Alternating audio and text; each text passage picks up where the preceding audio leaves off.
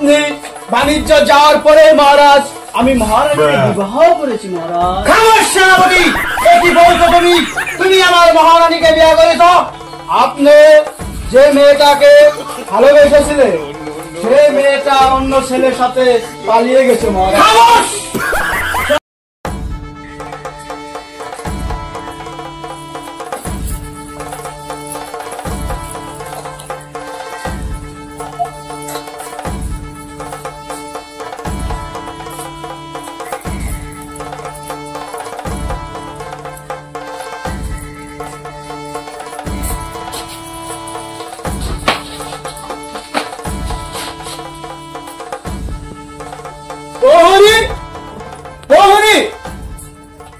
জি সেনাপতি, আমি এই মাত্র খবর পেলাম রাজা মশাই রাজদরবারে প্রবেশ করেছে। তুমি তাড়াতাড়ি যাও, ঘেটপুরীকে হুঁশিয়ার হতে বলো। ঠিক আছে সেনাপতি, যাচ্ছি আমি।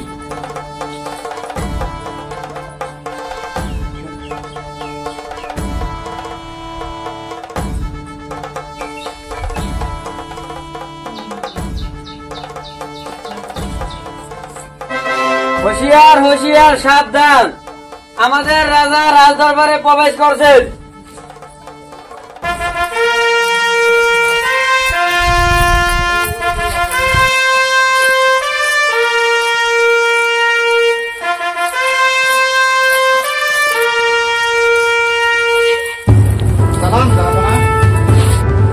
সালাম মহারাজ।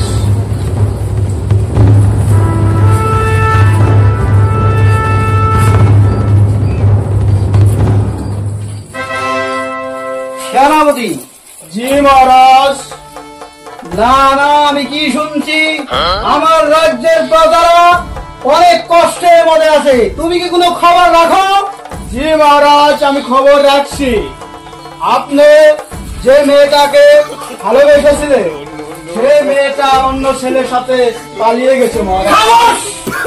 সেনাপতি, তোমাকে আমি বলছি কি আর তুমি করছো কি?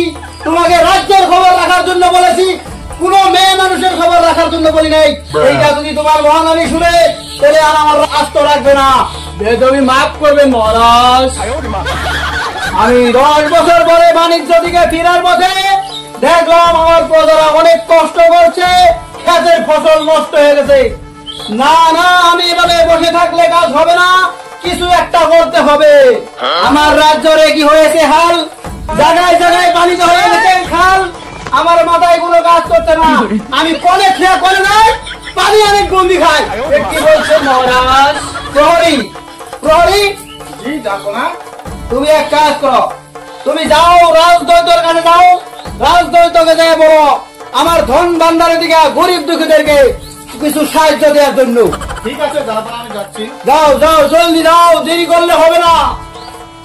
সেনাপতি। জি মহারাজ। তুমি এক কাজ করো, তোমাকে 1 মাসের ছুটি দেওয়া হলো, কারণ তুমি তোমার বিবাহটা করে আসো। কারণ 10 বছর আমি বাণিজ্য ছিলাম, রাজ্য দেখাশোনার যত দায়িত্ব ছিল তুমি করেছো, তোমার সেই জন্য বিবাহটা করা হয় নাই। তুমি যে বিবাহটা অতি শীঘ্র করে আসো। না না মহারাজ, আমি বিবাহ করতে পারবো না, কারণ আমার স্ত্রী মেনে নেবে না। কি বলছো তুমি? তুমি বিবাহ করেছো? জি মহারাজ। আপনি বাণিজ্য যাওয়ার পরে মহারাজ আমি মহারানীকে বিবাহ করেছি মহারাজ। খামোশ সেনাপতি, কি বলছো তুমি? তুমি আমার মহারানীকে বিয়ে করেছ? জি মহারাজ, আমি মহারানীকে বিবাহ করেছি। তোমার এত বড় স্পর্ধা, তুমি তোমার মহারানীকে বিয়ে করেছ? জি মহারাজ, আমি মহারানীকে বিবাহ করেছি। আমি তোমাকে কতল করবো।